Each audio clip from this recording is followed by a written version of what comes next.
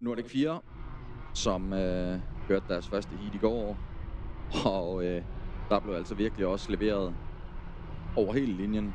Der var bare fights overalt i feltet.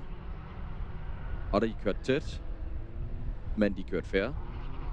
Og de kørte fedt. Så du kan roligt have store forventninger til de næste 15 minutter.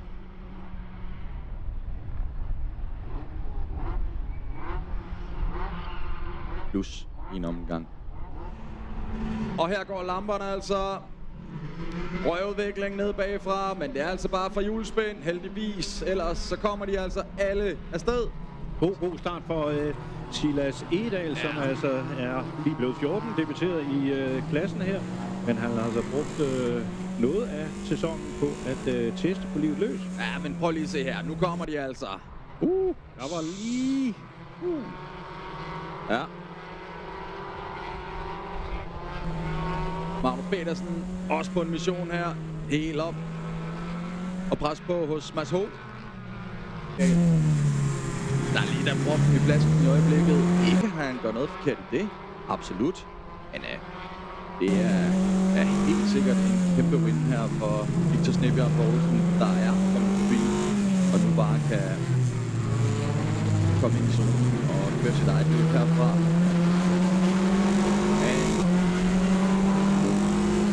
Der er stærke fører, som tænker sig at lave om på det. Ser den her. Magnus Petersen igen her i angrebs-mode. Men altså, gode nærkampe her. Ja. Marius Christiansen forsøger også at finde en åbning. Ja, Bak altså gået forbi rivalen her. Lidt af en udskridning fra den gode Mads H. Ja, og altså, han skal jo med nu. Det er top 3, vi har liggende der. Sebastian Bak, Mads H. og Marius Christiansen. Ikke i nævnt rækkefølge. Og vi har altså med 2 lidt underfra den sorte og hvide. Formen 5 racer. Anne Morsing kæmper godt.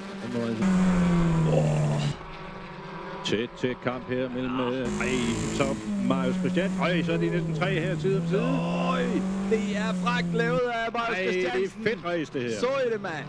Fedt race. Sådan der får altså rivalen Sebastian Bak til at åbne døren. Laver en lille fejl. Bang! Så hakker spætten, og Marius Christiansen altså forbi både Sebastian Bak og Morsing. Og her går starten altså. Fin start for Nissen. Petersen ind og luk. Tager sin plads her.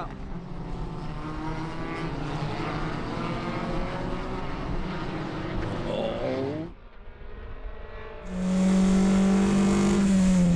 Petersen. Virkelig aggressiv her på enden af publikums langsiden. Også lidt for aggressiv. Men holder skansen i første omgang. Bliver tingene altså udlignet. Men her der ligger nummer 4. Christian Bak. 10'er i øjeblikket. Forsøger her at gå indenom Marius Christiansen. Hænger på her. Ja. Lykkes med det. Dedikeret overhaling her på vej ind på lansen.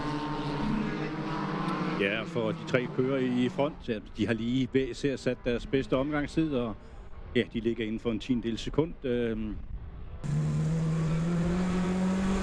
Så kommer der en antydning af et angreb fra Marius på Magnus. Ja. Han er rutineret, Magnus Petersen. Har kørt rigtig mange omgange i de her Formel 4 racere. Eller Nordic 4 racere. Må jeg hellere rette mig selv til.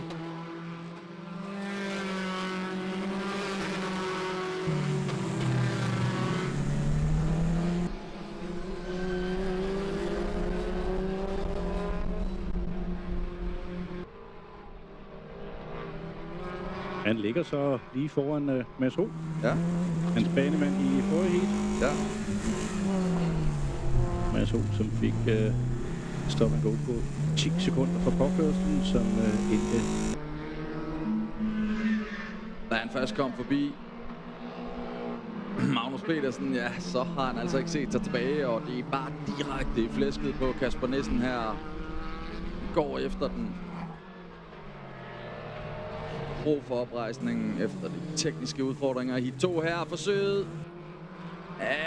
Nissen lukker døren. Han bliver nødt til at trække sig her i første omgang. Marius Christiansen, så prøver han på indersiden. Bliver til ydersiden. De holder på. Begge to. Ingen vil give sig, heldigvis. Nissen. Hvad så? Ender det med, at Magnus Petersen kommer tilbage her. Nissen. På enden af publikums langs siden. Magnus Petersen prøver, og så kommer Marius Christiansen altså her på ydersiden.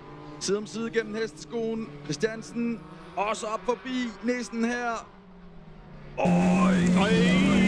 Lidt uden for asfalt, men alligevel er Marius Christiansen. Han holder kæmper sig tilbage, og det giver åbning for Magnus Petersen her. Altså fra 3 til 2, altså til 1 på 2 sving. Det er så godt kørt det her, og de rører ikke hinanden. Nej. Wow! Se her. Grand Prix på FDM Jyllandsringen. Gang i dagens første Formel Heat. Her ryger de altså afsted. Fin start her. Marius Christiansen virkelig godt afsted her nede bagfra. Får taget en masse.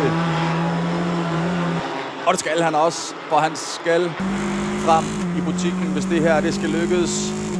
Magnus Petersen også. Prøv at se her. Edal allerede oppe. Ja, flot gået af den unge kører, som i sidste måned kørte sit første løb her i løbserien. Er jo lige blevet 14 år.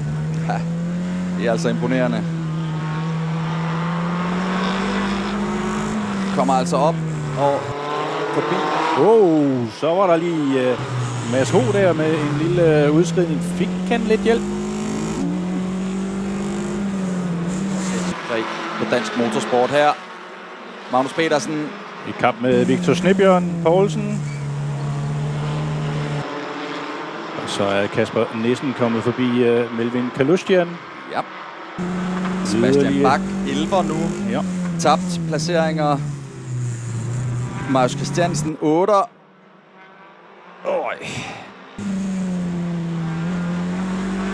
Så altså lige nu. Altså Marius Christiansen med overhånden i mesterskabet her. Der er foran. Hold da fast. Marius Christiansen forbi Magnus Petersen her også. Altså er du gal. Han er motiveret. Marius Christiansen her startede altså allerbagerst. Og nu efter mindre end 3 minutters race ligger han altså som 7'er. Det er svært ikke at blive imponeret over. Her, Ramsus Suarez. Snebjørn Poulsen her. Ja, altså virkelig til det yderste, Marius Christiansen. Ja, og i krig, kærlighed og racerløb, ja, der gælder alle knep, vil nogen jo nok sige. Også maveknep. Brormand. Snebjørn Poulsen hos Step Motorsport. Her. Marius Christiansen. Han er så aggressiv. Vi har set det så mange gange før. Så prøver han ned ad langsiden her. Går på indersiden. Kompromisløs, den dreng. Her. Bum. Indenom. Ikke noget der. Og hvad så her? Virkelig stærkt lavet her af Mads Ho. Og det bedste af det hele er, vi har stadigvæk 9 minutter en omgang her. Marius Christiansen i angreb på Melvin Kalustian. Sådan der. Kort proces og så videre. Det der. Det lugter af en mester. I hvert fald kørsel, der er en mester værdig. Det må jeg lægge mig fladt ned og sige. Nissen Marius Christiansen kommer ind som 3'er. Startede altså helt nede bagved. Slutter som nummer 3 og kører altså ærkerivalen Sebastian Bach bagud af dansen. Og ikke mindst også af mesterskabet. Og der er stor jubel i Marius Christiansens team. Ja. Hvor han nu altså kan kalde sig Danmarksmester, sådan som tingene står. tillykke skal der også lyde herfra.